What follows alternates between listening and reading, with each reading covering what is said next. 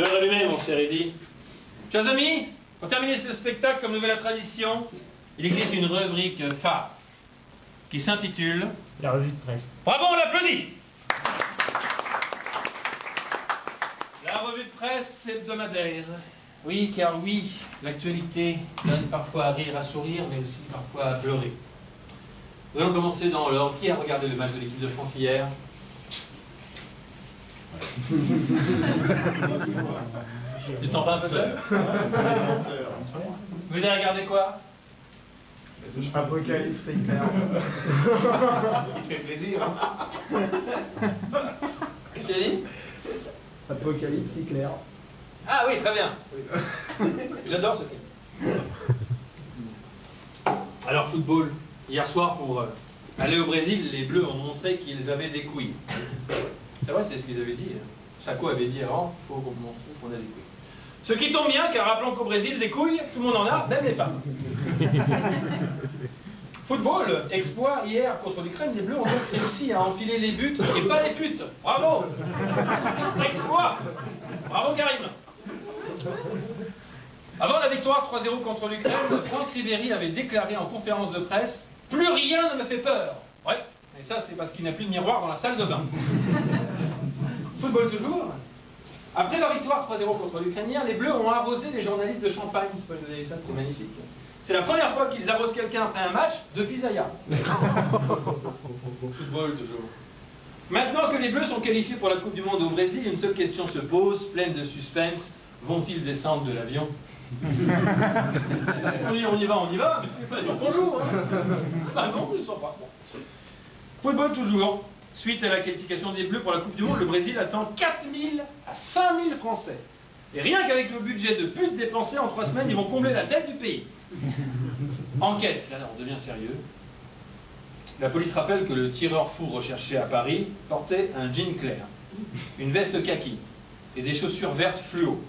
On a donc au moins une information sur sa personnalité. Il a un goût de chien. Enquête encore. Les traces ADN du tireur fou qui terrorise la capitale auraient été récupérées, notamment dans un véhicule. Un petit conseil, si vous êtes le tireur fou, en cavale, et que vous avez pris soin de porter des gants, une casquette et des lunettes, évitez de péter en voiture. Enquête encore.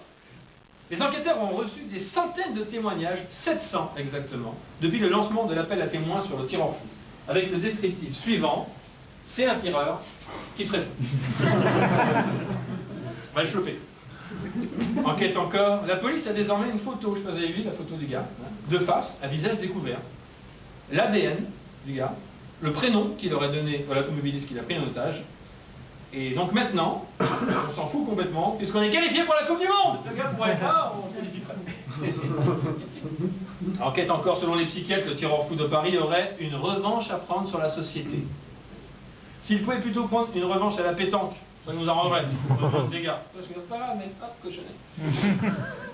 Enquête enfin, grâce au tireur fou en cavale à Paris depuis 3 jours, on sait désormais à quoi servent les centaines de caméras de surveillance dans la capitale. À rien. Transport, bloqué avec sa famille depuis octobre aux États-Unis en raison du refus de British Airways de le transporter, Kevin, 230 kg, je sais pas si vous avez vu, 22 ans, a finalement trouvé une compagnie aérienne pour le ramener en France. Il a donc voyagé sur Loana Airlines. Qu'emprunte également très régulièrement Michel Bernier, que j'embrasse tendrement. Santé, aujourd'hui 20 novembre, c'est la journée mondiale contre l'herpès, oui. Évitez donc de faire la bise à Nabila. Recherche, des chercheurs français viennent de découvrir que la mutation d'un gène impliqué dans la forme la plus fréquente de l'épilepsie était actif. Alors, si vous voyez quelqu'un allongé sur le sol, avec les yeux révulsés, de la mousse qui sort de la bouche, le corps secoué par plein de spasmes, c'est soit une crise d'épilepsie, soit quelqu'un qui revient d'un concert de Lara Fabian. Ça peut être les deux. Regardez le blanc des yeux. S'il est rouge, c'est Lara Fabian. Musique. Le chanteur Garou a déclaré « Il y a 12 ans, je me suis endormi au volant après une fête et j'ai failli finir dans le ravin. » Conclusion, il ne s'est pas endormi assez longtemps. Spectacle. Ah, pour ceux qui aiment, hein, les places pour les concerts des Enfoirés sont mis en vente. Et il faut en acheter pour être solidaire avec les gens dans la difficulté. Chimène Badi, Patrick Fiori, Renan Luce, Hélène Ségara, Christophe Willem et MC Solar. Fast food. Alléluia. McDonald's vient de sortir 3 nouveaux burgers. Le grand bagel cheese, le double cornbread barbecue et le double shiny bacon. Rien qu'à l'écoute de cette information, vous venez de prendre 8000 calories et 5 kilos. Télé-réalité. Alors ça c'est extraordinaire. La télévision américaine a lancé hier la version naturiste de Recherche appartement ou maison. Extraordinaire, vous pouvez voir les images sur internet. Une émission où la réponse à chérie, où j'ai mis les clés de la maison est souvent dans ton. Télévision, TF1 va consacrer une émission spéciale à Aline Renaud en décembre. Alors décembre, ça peut vous paraître proche, mais pour Aline Renaud, 85 ans, ça peut s'avérer trop loin. Rapprochez-la la tête. Climat, après vérification par les appareils de mesure. Les vents du typhon qui a balayé les Philippines ont bien atteint les 350 km/h, ce qui reste malgré tout loin du record des 509 km/h lors d'une tornade en 1999 aux États-Unis. Vraiment des chochottes ces Philippins. Sérieux quand même. Alors, solidarité, la Croix-Rouge. Là, sérieux, moi je suis donateur de la Croix-Rouge. Oui. De la bière. La Croix-Rouge annonce justement qu'aux Philippines, il manque de bras pour aider les rescapés. Ça c'est vrai, c'est terrible. Alors toi, à Fukushima, depuis la catastrophe, les bras ils en manquent pas. Ils sont même en extra qui poussent.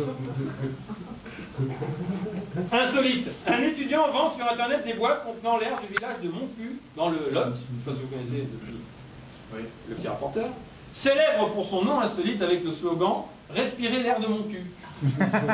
Comme c'est léger. C'est la première fois que vous pouvez respirer l'air de mon cul sans vous salir le nez. Environnement, cette semaine, c'est également la journée mondiale du recyclage. Le recyclage, c'est important. N'oubliez pas l'album de Céline Dion dans la poubelle verte, celui de Laurie dans la poubelle jaune. Si vous avez une poubelle blanche, c'est celui d'Hélène Ségara. Une firme américaine travaille sur un avion militaire qui volera à Mach 6, soit 6 fois la vitesse du son, un record. En gros, disons qu'au moment de l'accélération, vous avez les oreilles derrière l'anus.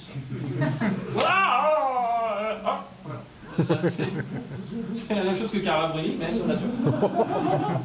Déclaration, j'ai mis le doigt là où ça fait mal. Ce n'est pas un prêtre qui a dit ça, mais bien Malek Bouti, député PS, qui demande le remplacement de Jean-Marc Ayrault.